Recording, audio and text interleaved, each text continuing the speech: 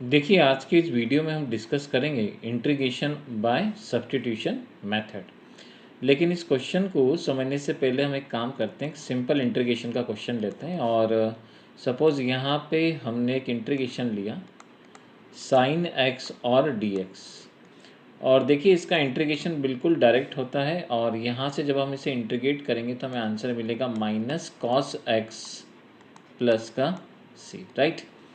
अब देखिए इस क्वेश्चन में हम थोड़ा सा चेंज कर देते हैं और यहाँ पे हम इसको साइन, सपोज़ मैंने x के प्लेस पर एक 4x नंबर ले लिया और 4x dx आपको इसे इंटीग्रेट करना है।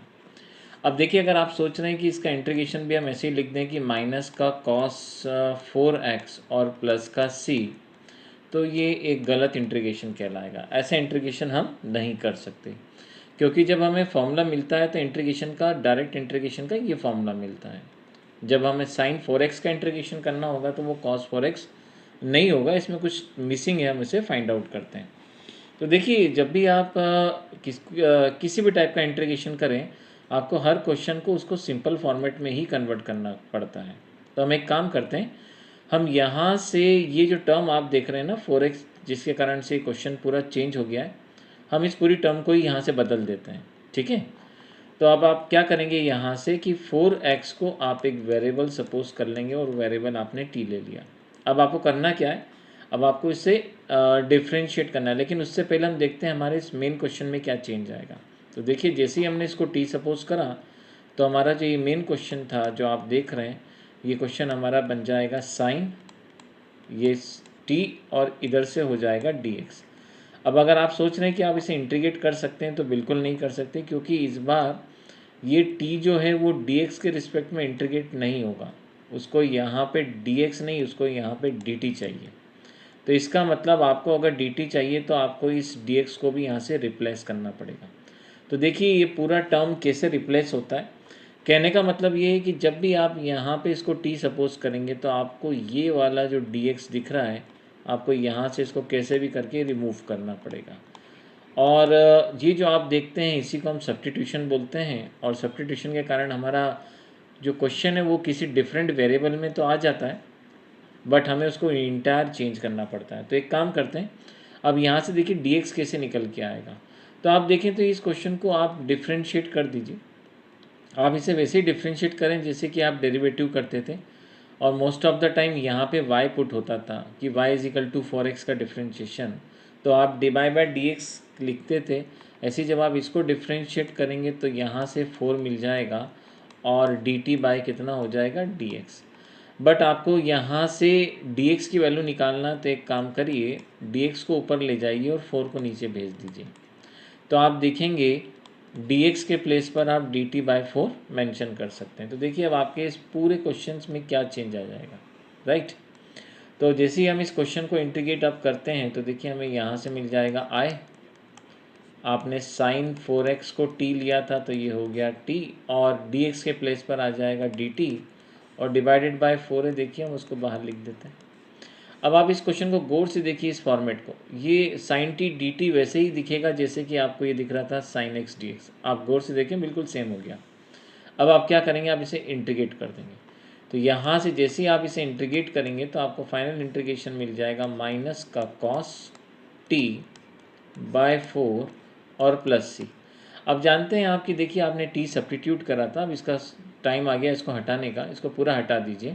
अब आपका क्वेश्चन इंटीग्रेट हो चुका है। तो माइनस का cos 4x whole divided by आपको 4 मिल जाएगा प्लस का सी। तो देखिए आपने यहाँ पे सब्स्टिट्यूशन मेथड लगा के इस क्वेश्चन को सिंपलेस्ट फॉर्म में कन्वर्ट कर दिया, सिंपल इंटीग्रेशन में कन्वर्ट कर दिया, और इस प्रकार से हम इसका इंटीग्रेशन निकाल के ले आए। हम एक प्रॉब्लम और डिस्कस करते हैं। सपोज करिए हम यहाँ पे एक क्वेश्चन और ले लेते हैं, और देखिए मैं यहाँ पे एक प्रॉब्लम लेता हूँ कि एक सिंपल प्रॉब्लम लेते हैं, x to the power n का dx हमें करना है। तो देखिए इसका डायरेक्ट इंटीग्रेशन हमें पता है, x to the power n plus 1 whole divided by n plus 1, ये इसका डायरेक्ट इंटीग्रेशन होता है, और साथ में हमें c मिलता है। लेकिन अगर इसी प्रॉब्लम को हम कुछ ऐसा कर दें कि यही प्रॉब्लम देखिए हम कुछ इस प्रकार से मेंशन करते हैं, यहाँ पे हमने एक वेरिएबल सपोज कर लिया देखिए मैं यहाँ पे a प्लस एक्स ले रहा हूँ, a की जगह पे कोई भी नंबर आप चाहें तो ले सकते हैं और ये आप देखेंगे तो प्रॉब्लम सेम ही दिखेगा आपको। तो यहाँ देखिए मैंने एक बाइनोमियल टर्म अप्लाई कर दिया और a प्लस एक्स। अब आप अगर सोच रहे हैं कि इसका इंटीग्रेशन हम ऐसे करेंगे, तो देखिए इसके इंटीग्रेशन में हम क्या करेंगे, इसको फिर से हम इसी फॉर्मेट में कन्वर्ट करते हैं, राइट। तो देखिए हम क्या करेंगे, यहाँ से a प्लस एक्स को हम t सपोज करेंगे और पूरे क्वेश्चन को हम इसी फॉर्मेट में कन्वर्ट कर देंगे, ठीक है।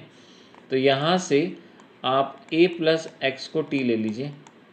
अब आप जानते हैं आपके इस क्वेश्चन में क्या चेंज आ जाएगा, देखिए इसके प्लेस पर t की पावर n हो जाएगा, लेकिन ये dx अभी रिमूव नहीं हुआ है। अब आपको इस dx को रिमूव करना है, तो आप एक काम करिए, यहाँ से इसको डिफ्रेंशिएट करें। a का डेरिवेटिव तो 0 हो जाएगा, x का डायरेक्ट dx लिख सकते हैं आप और dt। इसका मतलब dx के प्लेस पर आप dt अप्लाई कर सकते हैं। तो देखिए आपका यही क्वेश्चन अब इस फॉर्मेट में कन्वर्ट हो जाएगा। हम इसे यहाँ मेंशन कर लेते हैं, ये हो जाएगा t to the power n and that is the dt। अब आप इस क्वेश्चन को गौर से देखें और आप इस क्वेश्चन को गौर से देखें, सब्स्टिट्यूशन के कारण दोनों क्वेश्चन एक ही फ्रेम में आ गए। अब आप इसे वैसे ही इंटीग्रेट करेंगे जैसे आपने उसे इंटीग्रेट करा था, तो यहाँ से आपको मिल जाएगा t to the power n plus 1 divided by n plus 1 और प्लस c। अब आप जानते हैं आप इसे सब्स्टिट्यूशन मेथड से सॉल्व कर रहे हैं, सब्स्टिट्यूशन का काम खत्म हो गया, t को हटा दीजिए। तो यहाँ से आपको a plus x to the power आपको n प्लस 1 मिल जाएगा, होल डिवाइडेड बाय आपको n प्लस 1 और प्लस का c मिल जाएगा। तो आपने देखा यहाँ से हमने सब्स्टिट्यूशन मेथड लगा के क्वेश्चन को सॉल्व करा। देखिए अगर ये क्वेश्चन इस फॉर्म में भी दिया होता कि a प्लस 2x दिया होता और उसकी होल पावर n होती, तो आप इसे कैसे इंटीग्रेट करते, तब भी आप इस पूरे फंक्शन को देखिए बाहर निकाल देते हैं, a प्लस 2x को t ले लेते हैं। तो यहाँ से आपको क्या मिल जाता, आपको मिल जाता 2dx इक्वल्स टू dt। तो dx की वैल्यू जो आपको मिलती वो मिल जाती dt डिवाइडेड बाय 2। तो देखिए आपके इस क्वेश्चन में क्या चेंज आता, तो आपका जो क्वेश्चन आप देख रहे हैं, इस क्वेश्चन में हमें चेंज आ जाता, t टू दी पावर हमें n मिल जाता और dx के प्लेस पर dt बाय 2 आ जाता, राइट। इसे हम बाहर कर देते हैं। तो फाइनल जब आप इसे इंटीग्रेट करते हैं तो देखिए t की power n plus 1 divided bye 2 और n प्लस 1। और अब आप जानते हैं आपको t के प्लेस पर क्या पुट करना है, तो आप t के प्लेस पर a प्लस 2x फिर से पुट कर देंगे। तो यहाँ से a plus 2x whole power आपको n प्लस 1 और डिवाइड में आपको 2 और यहाँ से n प्लस 1 और प्लस प्लस। तो आपने इस क्वेश्चन में देखा कि सब्स्टिट्यूशन मेथड कुछ होता नहीं है। सब्स्टिट्यूशन में आपको सिर्फ एक सपोज करना है, एक वेरिएबल, और हर एक क्वेश्चन को आपको सिंपलेस्ट फॉर्म में ही कन्वर्ट करना है। और इस प्रकार से आप देखेंगे तो इस तरह के मेथड्स अप्लाई करके आप इन क्वेश्चंस को इजीली इंटीग्रेट कर सकते हैं।